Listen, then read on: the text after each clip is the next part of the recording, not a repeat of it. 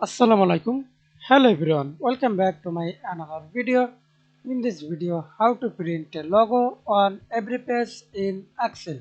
Okay. Simply Control P. Now see this no logo. Select Customs Margins. Click Customs Margin. Okay. Click Header or Footer. You select header or select custom header or custom footer. You select anywhere your photo. Example, I select custom header. Okay.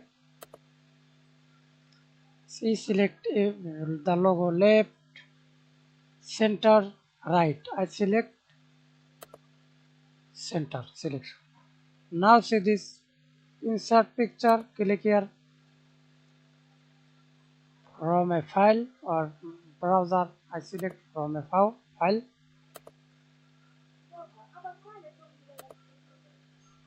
Now see this logo or I select this logo Excel. Okay. Then click OK.